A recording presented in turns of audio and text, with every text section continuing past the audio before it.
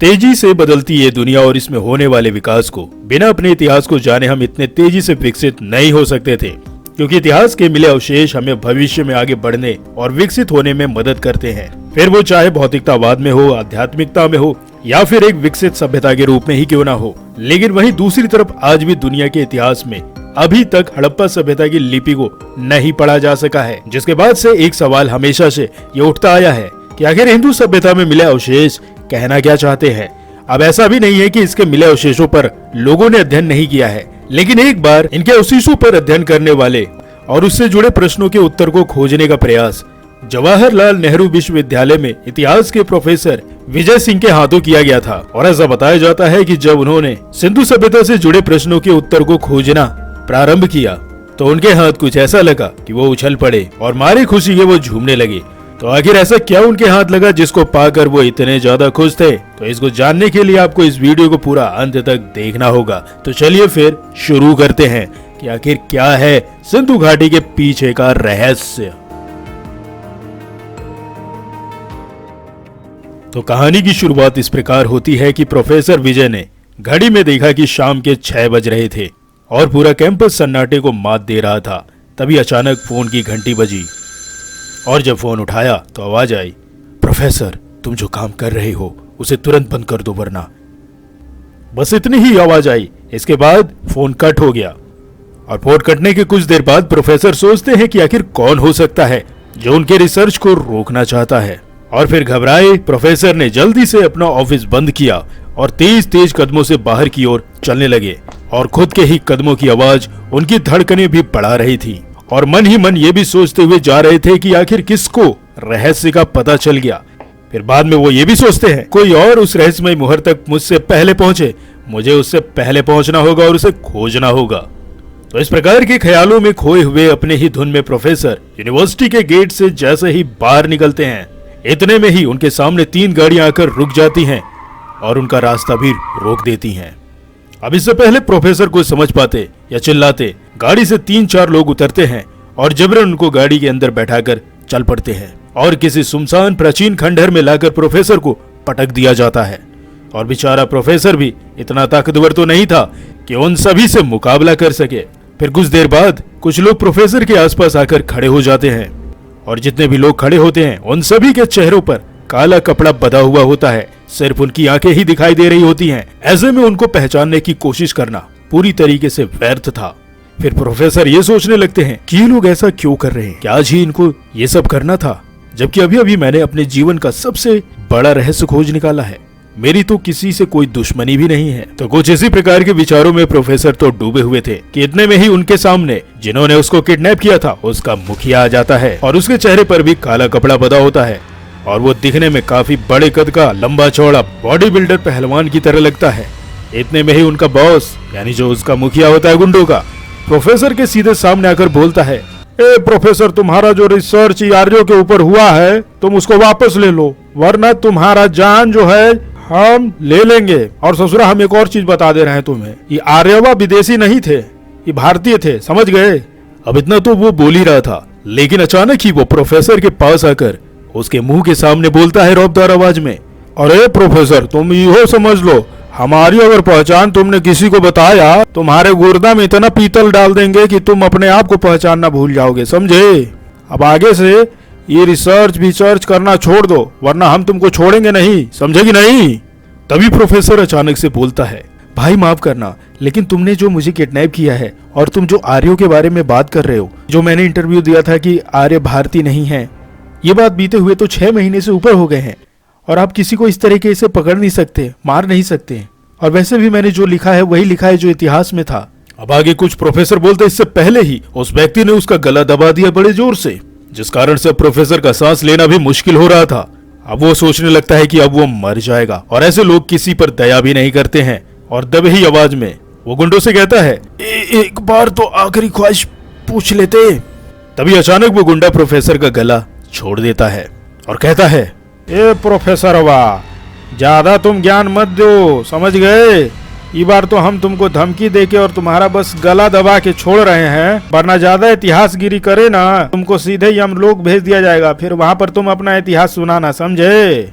और डरा हुआ प्रोफेसर हल्की आवाज में कहता है, ठीक है, जैसा आप चाहते हो वैसा ही होगा। यानी प्रोफेसर ने पिंड छुड़ाने के लिए हाँ में हाँ मिलाई। तो दरअसल कहानी की शुरुआत यहाँ से होती है कि पिछले कुछ दिनों से प्रोफेसर सिंह का एक आर्टिकल आर्यन और उनका मूल निवास नाम से द हिंदूज न्यूज़पेपर में एक प्रकाशन प्रकाशित हुआ था, जिसमें प्रोफेसर विजय सिंह ने यह बात कहा था कि आर्यों का मूल निवास स्थान भारत नहीं बल्कि दक्षिणी यूरोल पर्वत के आसपास का था। और इस बयान से कुछ कट्टरवादी नाखुश थे और वहीं कुछ प्रतिक्रियावादी लोगों ने इसका विरोध भी किया था। लेकिन मामला यहाँ तक पहुँच जाएगा, प्रोफेसर ने ऐसा नहीं सोचा था, क्योंकि इस इंसिडेंट को बीते करीबन 6 महीने से ऊपर हो गए थे। तो इस प्रकार की घटना हो जाने के बाद अंत में प्रोफेसर को उन गुंडों ने वापस दिल्ली में उसी के अपने कैंपस में वापस लाकर छोड़ दिया जहां से उसको पकड़ा था। और अब प्रोफेसर मन ही मन यह सोचने लगा कि आखिर ये कैसे लोग हैं, कहाँ की डेमोक्रेसी है, यहाँ पर तो कुछ नया सोचना भी गुनाह है। अब अपने विचारों से लड़ता हुआ प्रोफेसर तभी सोचता है कि उसके साथ जो ये घटना हुई है उसके बारे में पुलिस को बता दिया जाए। लेकिन फिर वो ये भी सोचता है कि पुलिस को ये सब बताना जरूरी तो है, लेकिन उससे भी जरूरी उसकी रिसर्च है, क्योंकि वो जिस कार्य पर रिसर्च कर रहा था वो उस सदी का रहस्य सामने लाने वाला था, जिसके रहस्य खुल जाने के बाद पूरी दुनिया में एक क्रांतिकारी बदलाव होने वाले थे। अब ऐसा सोचकर वो घर की तरफ निकलता है और जब वो घर पहुंचता है तो जेब में हाथ डालता है तो देखता है कि वो डायरी तो गायब है, जिस पर सिंधु घाटी सभ्यता की लिपि के कुछ रहस्यात्मक संकेत लिखे हुए थे। फिर वो सोचता है, धत तेरी की, हो गया कबाड़ा, अब क्या करूं? उस डायरी में बहुत ही महत्वपूर्ण संकेत छुपे थे। फिर वो ये सोचने लगता है, हो सकता है डायरी ऑफिस में ही छूट गई हो। अब प्रोफेसर भागते हुए सीधी यूनिवर्सिटी ऑफिस पहुंचता है, पर वो जब ऑफिस में पहुंचता है तो उसको कुछ भी नहीं मिलता है, यानी वो डायरी ऑफिस में होती ही नहीं है। जिसके बाद वो हताश ये सोचने लगता है कि शायद उन गुंडों ने निकाल ली हो। लेकिन फिर वो ये भी सोचता है कि वो तो आर्य के संबंध में मुझसे पूछ रहे थे, नहीं, कहीं वो मुझे मूर्ख तो नहीं बना रहे थे, जरूर उनका काम डायरी चुराना ही हो। इसलिए उन्होंने मेरा ध्यान आर्य समाज की तरफ मोड़कर बड़ी कुशलता से ये कारीगरी कर दी ताकि मैं उनके खिलाफ कोई कंप्लेन ना कर सकूं। और अगर मैं उनका कंप्लेन कर दूंगा तो मैं कंप्लेन में ही उलझा रहूंगा और वो अपना काम भी आसानी से कर लेंगे, और हो सकता है कि वो उस रहस्यमय मुहर को चुरा भी ले। अगर ऐसा कर लेते हैं तो मेरी तो जीवन भर की मेहनत ही बर्बाद हो जाएगी। अब क्या करूं मैं? वहीं धब से बैठ जाता है और सोचने लगा कि इंसान पका पकाए खाने में कितना तत्पर रहता है। बहरहाल वो चोर जो भी हों उस रहस्यमय मुहर को चुराने गए होंगे जरूर। इसी विचार से प्रोफेसर सीधे कार लेकर national museum of natural history नई दिल्ली की तरफ रवाना हो जाता है, जहां उस रहस्यमय मुहर समेत सभी सिंधु घाटी की सभ्यता की मुहरें रखी होती हैं। अब रास्ता इतना ज्यादा लंबा तो नहीं था वहां पहुंचने का, लेकिन उस दिन प्रोफेसर को वो रास्ता काफी ज्यादा लंबा लग रहा था। और उस समय प्रोफेसर को यह एहसास हो रहा था कि जीवन में हम जो पाना चाहते हैं उसके नजदीक पहुंचने पर उसको खोने का डर भी उतना ही बढ़ जाता है, क्योंकि उस एक मुहर से पूरी सिंधु घाटी सभ्यता का राज खुलने वाला था। और उस मुहर के पीछे लिखे संकेतों से वे स्वयं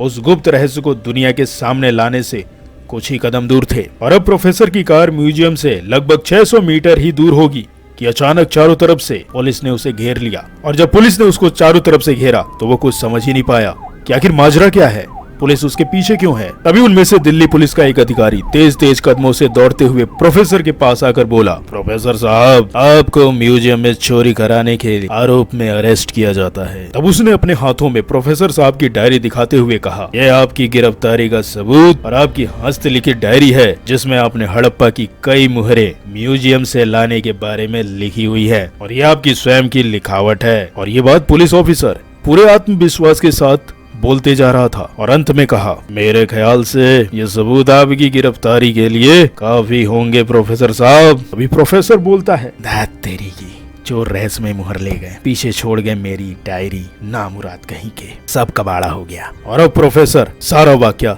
समझ चुका था, क्योंकि प्रोफेसर को गिरफ्तार होने की उतनी ज्यादा चिंता नहीं थी जितनी की उस मुहर के चोरी होने की थी। तभी प्रोफेसर ने दिल्ली पुलिस कमिश्नर, जिनका नाम निशांत था, उनको फोन लगाया। तब निशांत के कहने पर पुलिस वाले ने प्रोफेसर साहब को सीधे कमिश्नर के निवास लेके गए। और कमिश्नर निशांत और प्रोफेसर ये दोनों एक जमाने में एक साथ मुखर्जी नगर में आईएएस की तैयारी कर रहे थे। खैर ये तो बातें रही निशांत और प्रोफेसर विजय के बारे में, लेकिन जब पुलिस वाले कमिश्नर के पास पहुंचे थे तो उस समय रात के 9 बज चुके थे और कमिश्नर निशांत के घर पहुंचकर विजय सिंह ने अपना सारा घटनाक्रम बताया। लेकिन जब कमिश्नर ने अपने दोस्त प्रोफेसर विजय को देखा तो उनसे एक ही सवाल पूछा कि आखिर तुमने किस रहस्य की खोज की है और ये रहस्य में मुहर क्या है? ये बात निशांत ने बड़ी गंभीरता से पूछी। तब प्रोफेसर कहते हैं, दरअसल बात यह है कि हड़प्पा सभ्यता की जो लिपि है वो संकेतात्मक पहेली की तरह है और हर एक संकेत एक पहेली की तरह इशारा करता है। प्रोफेसर की बात पूरी होने से पहले ही निशांत उत्सुकता से बोला, लेकिन जो लिपि लिखी हुई है वो तो बिल्कुल चित्रकारी के रूप में है,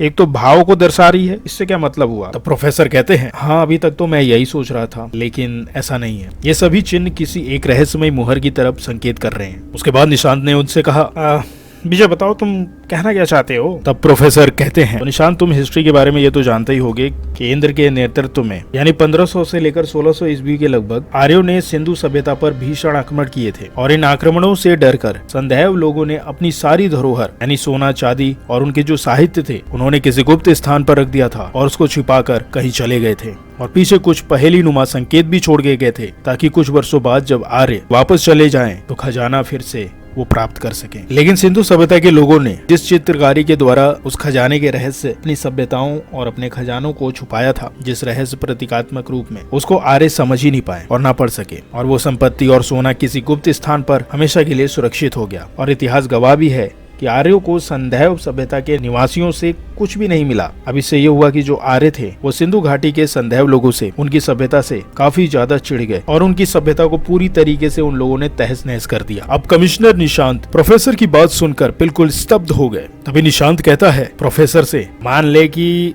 पतन का कारण केवल आर्य थे, पर ये लिपि और खजाने वाली बात कैसे साबित होगी? तब प्रोफेसर पास में पड़े लैपटॉप को ओपन करते हैं और गूगल इमेज पर सिंधु सभ्यता के अवशेष दिखाते हुए बोले, देखो इसी बात पर मैंने इतने दिनों तक रिसर्च किया और अब तुम ध्यान से देखो, इस पूरी सभ्यता में जितने भी संकेत मिले हैं उन सभी में 3 संख्या बिल्कुल कॉमन है। और ये बात कहते हुए प्रोफेसर ने निशांत को लैपटॉप की तरफ इशारा करते हुए सिंधु सभ्यता के कुछ इमेज दिखाते हुए कहा, उस कबाड़ वाले सांड की मुहर को देखो, इसके ऊपर 3 खड़ी पाई के चिन्ह हैं और ये किसी विशेष मुहर की ओर संकेत कर रहा है और उसका भी संबंध 3 नंबर की संख्या से है। और फिर ये देखो 3 मुख वाला पौधा और अब देखो 2 बाघों के मध्य दोनों हाथ लंबे किया हुआ ये खड़ा मनुष्य, ये भी बिल्कुल 3 का संकेत दे रहा है। और यही नहीं, मोहनजोदड़ो से प्राप्त जो विश्व प्रसिद्ध कांसे की जो नर्तकी मिली है उसके गले में भी तिमिड़िया माला में किसी 3 की ओर संकेत कर रही है। और तो और यहीं से मिले योगी की शॉल पर बने त्रिफल भी ये किसी रहस्यमय मुहर की तरफ इशारा कर रहे हैं और एक तरीके से ये पहेली भी है। तो प्रोफेसर की इतिहास संबंधित इतनी भारी भरकम बातें सुनकर शायद निशांत के ऊपर से निकल रही थी। फिर निशांत कहता है, यार तो आखिर वो रहस्य मुहर कौन सी है जिसकी तरफ ये संकेत हो रहे हैं? तब प्रोफेसर कहता है, वो रहस्यमयी जो मुहर है वो यहाँ से मिली पशुपति शिव की मुहर है। तभी निशांत उछलते हुए कहता है, क्या बात कर रहे हो? वो पशुपति वाली मुहर कैसे हो सकती है? तुम ऐसे कैसे कह सकते हो? ये बात सुनकर प्रोफेसर अपनी बात को आगे बढ़ाते हुए बोला, तुम इस मुहर को ध्यान से देखो, इसमें 3-3 के समूह में कुल 6 अक्षर हैं और 3-3 के समूह में 6 जानवर हैं और इन सब के बीच में 3 सिंहधारी एक व्यक्ति तपस्या कर रहा है, जिसे ही इतिहासकार जॉन मार्शल ने आद्य शिव की संज्ञा दी थी। अब ये बात सुनकर निशांत पर प्रोफेसर की बातों का प्रभाव धीरे धीरे जमता जा रहा था और अब वो प्रोफेसर को पहले से ज्यादा उत्सुकता से सुनते जा रहा था। फिर प्रोफेसर कहता है, इससे यह तो साबित हो गया है कि रहस्यमय मुहर यही है, लेकिन मेरे सामने सबसे बड़ी चुनौती तो ये है कि आखिर इस मुहर पर लिखा क्या है, क्योंकि मोहनजोदड़ो नगर से मिली इस मुहर के ऊपर कुल 6 अक्षर लिखे हैं, जिसको मैंने पिछले कई महीनों से पढ़ने का प्रयास किया, लेकिन आज जाकर शाम को मुझे ये सफलता मिली कि मुझे समझ में आया कि आखिर इसमें लिखा क्या गया है। और जब मैंने इन मुहरों के लिखे 6 अक्षरों को मिलाया आपस में, तब इन मुहरों के पीछे ये लिखा हुआ है, मुहर मिलेगा दीजिए रहस्य पीछे ध्यान। अब प्रोफेसर की बात पूरी हुई थी कि निशांत ने बोला, अब इसका क्या मतलब हुआ? तो प्रोफेसर कहता है कि जब मैंने इसको सही से डिकोड किया तो इसका मतलब ये निकला, ध्यान दीजिए मिलेगा रहस्य मुहर के पीछे, यानी मुहर के पीछे ही खजाने का रहस्य लिखा हुआ है। अब प्रोफेसर की बात सुनकर निशांत के चेहरे के हाव भाव उड़ से गए थे, यानी 21वीं शताब्दी की सबसे बड़ी खोज होने वाली थी ये। पर अब क्या हो सकता है? अब कुछ नहीं हो सकता। ये रहस्य भी गया और मुहर भी गई और उसके साथ ही साथ उस गुप्त स्थान का भी पता गुम हो गया जहाँ से खजाने और अन्य सभ्यताओं के अस्तित्व के होने का पता चलता।